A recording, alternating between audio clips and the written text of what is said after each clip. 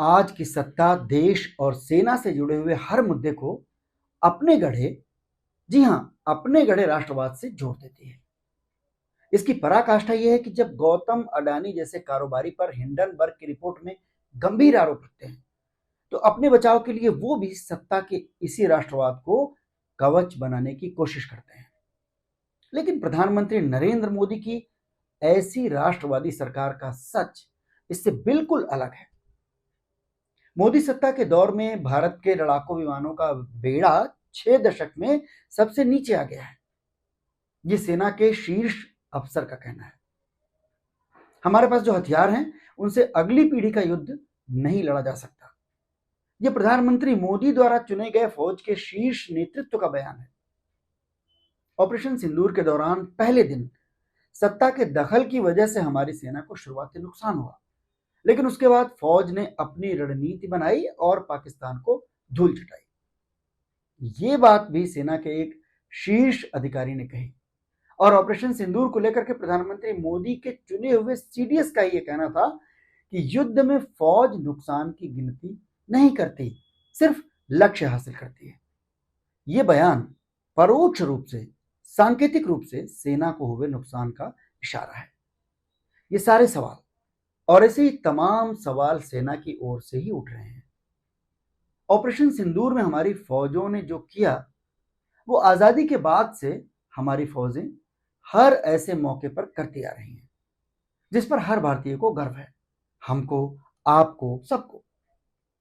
लेकिन शहीद जवानों के नाम पर खुलेआम वोट मांगने वाले, ऑपरेशन सिंदूर के विजय और सम्मान यात्रा के पोस्टर में जांबाज जवानों की नहीं बल्कि अपनी तस्वीर लगाने वाले प्रधानमंत्री नरेंद्र मोदी क्या सेना के उन सवालों का जवाब देंगे जो ऑपरेशन सिंदूर के बाद से सेना के ही शीर्ष अधिकारी उठा रहे हैं?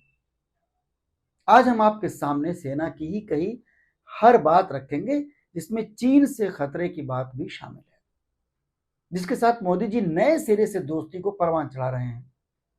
अगले महीने खुद भी वो चीन जाने वाले हैं।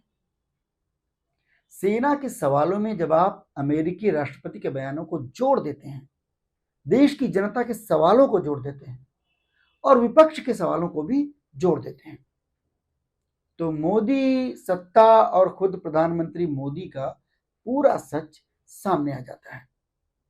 इसी सच का सामना आज लोकसभा में नरेंद्र मोदी और उनकी पूरी सत्ता को करना है। क्या वो सामना कर पाएंगे या हमेशा की तरह एक बार फिर भारतीय फौज को अपनी ढाल बनाकर उसके पीछे छिप जाएंगे प्रधानमंत्री मोदी? नमस्कार, मैं हूं विजय, आप देख रहे हैं एक्सक्लूसिव खबर। आज के दौर में जो सच है वही एक्सक्लूसिव है, और आज का सच ये है कि पूरे देश की आंखें खुलने का समय आ गया है। आज पूरे देश की आंखें खुलने वाली हैं। शर्त सिर्फ इतनी है कि आपको सवाल भी ध्यान से समझने हैं और जवाब भी। आपको समझना होगा कि सवाल खेत का और जवाब खलिहान का तो नहीं दे रही सरकार। आपको ऑपरेशन सिंदूर में फौज के शौर्य और उस शौर्य को हड़पने की कोशिश करती सत्ता को पहचानना होगा। आपको ऑपरेशन सिंदूर के साथ साथ पहलगाम आतंकी हमले से जुड़ी मोदी सत्ता की जिम्मेदारियों को भी गौर से परखना होगा। आज प्रधानमंत्री नरेंद्र मोदी, उनकी पूरी सत्ता और उनकी पूरी पार्टी का चुनावी राष्ट्रवाद बेपर्दा होने वाला है लोकसभा में ऑपरेशन सिंदूर पर चर्चा के दौरान, क्योंकि सवाल सिर्फ विपक्ष ने नहीं, फौज ने भी उठाए हैं, जनता ने भी उठाए हैं। आखिर अमेरिकी राष्ट्रपति ट्रंप लगातार बार बार भारत पाकिस्तान के बीच सीज फायर कराने का क्रेडिट क्यों ले रहे हैं? ट्रंप ने तो युद्ध में 5 लड़ाकू विमान गिरने तक की बात कह दी। हालांकि वो विमान किस देश के थे, ये बात उन्होंने साफ नहीं की। ट्रंप की बातें मामूली नहीं हैं, भारत की शान और संप्रभुता से सीधी जुड़ी हुई हैं। जिस फौज के पीछे प्रधानमंत्री मोदी और उनकी पूरी सत्ता छिपती है, उसका भी अपमान है ट्रंप की बातें। लेकिन प्रधानमंत्री नरेंद्र मोदी खामोश हैं, लगातार खामोश हैं। वो ट्रंप को झूठा बताने की हिम्मत नहीं जुटा पा रहे हैं। क्या प्रधानमंत्री आज संसद में देश को सच बताने की हिम्मत जुटा पाएंगे? देश के सवाल ऑपरेशन सिंदूर की वजह यानी पहलगाम आतंकी हमले को लेकर भी हैं। आतंकी कैसे घुसे, इतना बड़ा कांड कैसे किया, सुरक्षा और खुफिया एजेंसियां कहां थी, हमला करने वाले आतंकी कौन थे, अब कहां हैं, अब तक पकड़े या मारे गए या नहीं। दर्जनों सवाल हैं जिनकी जिम्मेदारी किस पर तय की गई ये तक देश को नहीं पता। कसूरवार लोगों पर क्या एक्शन लिया गया ये भी देश को नहीं पता। और जिस आतंकी संगठन टीआरएफ ने पहलगाम हमले की जिम्मेदारी ली, इसी शुक्रवार को उसने एक और दावा किया। दरअसल शुक्रवार को पुंछ में एलओसी के पास एक लैंड माइन ब्लास्ट में एक अग्निवीर शहीद हो गया। आतंकी संगठन टीआरएफ का कहना है कि ये उसका काम है। द रेसिस्टेंस फोर्स यानी टीआरएफ असल में लश्कर तैयबा का फ्रंट है। अगर ये वाकई उसका काम है तो सवाल फिर सत्ता की निगरानी पर उठते हैं कि कैसे आतंकी एलओसी पर लैंडमाइन बिछा पा रहे हैं। हालांकि एक दावा यह भी किया गया कि लैंडमाइन दरअसल सेना की ओर से बिछाई गई थी और गलती से यह हादसा हो गया, लेकिन यह भी आपसी कोऑर्डिनेशन में चूक का गंभीर सवाल है। सेना के और भी कई गंभीर सवाल आज प्रधानमंत्री मोदी और उनकी सत्ता के सामने हैं। भारतीय वायुसेना के प्रमुख air chief marshal Amarpreet Singh ने एक चौंकाने वाला सच देश के सामने रखा। उन्होंने बताया कि भारतीय वायुसेना के पास मौजूदा समय में सिर्फ 29 स्क्वाड्रन बचे हैं, जबकि जरूरत के मुताबिक कम से कम जो स्वीकृत स्क्वाड्रन की संख्या है वो 42 है, यानी 13 का फासला है, 13 की कमी है। पाकिस्तान और चीन की साजिशों को देखते हुए इन दोनों मोर्चों पर हमेशा युद्ध के लिए तैयार रहने की जरूरत है, लेकिन भारत की स्थिति कितनी गंभीर है ये समझना मुश्किल नहीं है। इस खतरे को और गहराई से समझना है तो जान लीजिए कि पाकिस्तान के पास ऐसी 25 स्क्वाड्रन है और चीन के पास 66। एक स्क्वाड्रन में 18 से 20 लड़ाकू विमान होते हैं। भारत के खिलाफ युद्ध में पाकिस्तान और चीन एक साथ होते हैं, यानी दुश्मन की 91 स्क्वाड्रन के मुकाबले हम सिर्फ 29 यानी 1/3 पर खड़े हैं। ये तो हमारे जांबाज फौजी हैं जो अपनी हिम्मत और कुशल रणनीति से इतनी कमजोर परिस्थितियों में भी दुश्मन के छक्के छुड़ा देते हैं। इस गंभीर समस्या की ओर एयर चीफ लंबे अरसे से खुलकर बताते आ रहे हैं। इससे पहले भी वो रक्षा मंत्री राजनाथ सिंह के सामने ही एक कार्यक्रम में रक्षा सौदों में होने वाली देरी पर सवाल उठा चुके हैं। उनका कहना था कि जब जरूरी साजो सामान समय से दिया नहीं जा सकता तो वादा ही क्यों किया जाता है।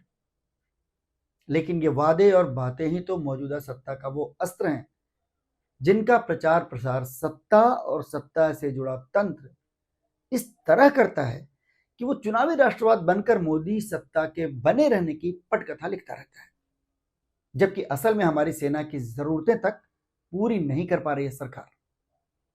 क्या इस सच को आज संसद में सरकार कबूल करेगी?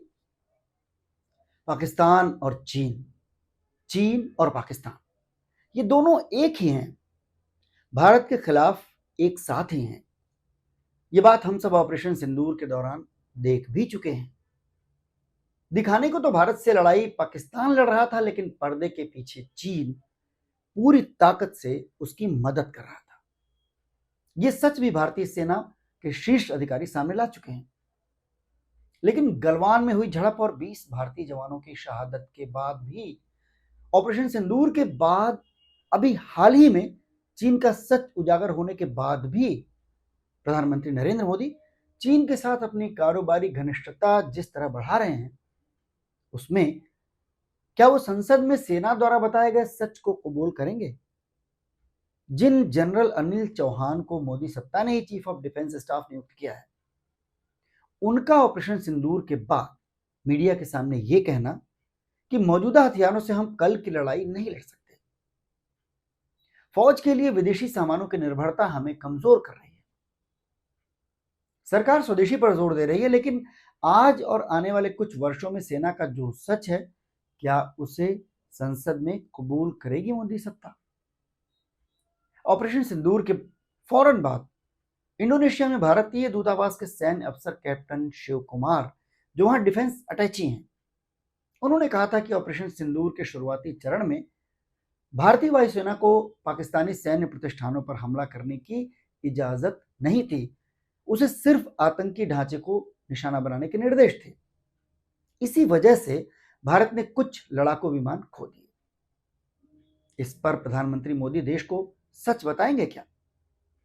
ये सवाल ट्रंप के 5 लड़ाकू विमान गिरने के बयान के बाद और भी संवेदनशील हो गए हैं, जिसमें ट्रंप ने भारत या पाकिस्तान किसी देश का नाम नहीं लिया है, लेकिन भारत और पाकिस्तान के बीच युद्ध विराम उन्होंने करवाया, वो भी ट्रेड डील की धमकी देकर। ये दोनों बातें अब तक ट्रंप 25 बार से ज्यादा बोल चुके हैं। क्या प्रधानमंत्री मोदी आज देश को सच बताएंगे? ऑपरेशन सिंदूर के दौरान दुनिया का कोई भी देश खुलकर हमारे साथ नहीं खड़ा था, यह भी पूरे देश ने देखा, जबकि पाकिस्तान के साथ चीन, तुर्की, अमेरिका सब खड़े नजर आए। उसके बाद से आज तक पाकिस्तान जिस तरह गोलबंदी करके दुनिया के तमाम देशों को अपने पाले में कर रहा है, IMF, world bank, Asian bank, ये सब पाकिस्तान को अरबों डॉलर का कर्ज दे रहे हैं। आतंकवाद के सरगना पाकिस्तान को संयुक्त राष्ट्र की आतंक विरोधी समिति में अहम जिम्मेदारी दी गई। मोदी जी के प्रिय मित्र ट्रंप आई लव पाकिस्तान कहते घूम रहे हैं। पाक आतंकी संगठनों के असल सरगना आर्मी चीफ मुनीर को दावत दे रहे हैं। प्रधानमंत्री शहबाज शरीफ को दावत देने जा रहे हैं। ऐसे में भारत के प्रधानमंत्री नरेंद्र मोदी की 50 विदेश यात्राएं, विदेश मंत्री S जयशंकर और ऑल पार्टी डेलीगेशन के दौरे, इन सबके क्या मायने हैं? कश्मीर जैसा संवेदनशील मुद्दा जिस पर भारत की नीति साफ है कि वो किसी तीसरे की चौधराहट बर्दाश्त नहीं करेगा, लेकिन फिर भी कश्मीर जैसे मसले को ट्रंप उठाते हैं। क्या प्रधानमंत्री मोदी कबूल करेंगे अपनी विदेश नीति और कूटनीति की विफलता? सच पूछिए तो शायद देश को सारी सच्चाई पहले से ही मालूम है। प्रधानमंत्री मोदी और उनकी पूरी सत्ता आज भी जुमलों और सेना के शौर्य के पीछे छिपने की ही कोशिश करती नजर आएगी, लेकिन हर सूरत में सत्ता का चुनावी राष्ट्रवाद आज बेपर्दा जरूर दिखाई देगा। बस जवाबों को सवालों से मिलाते हुए चलिए, जो आप आसानी से कर सकते हैं, क्योंकि ढेरों सवाल तो आपके ही हैं। बहुत बहुत धन्यवाद।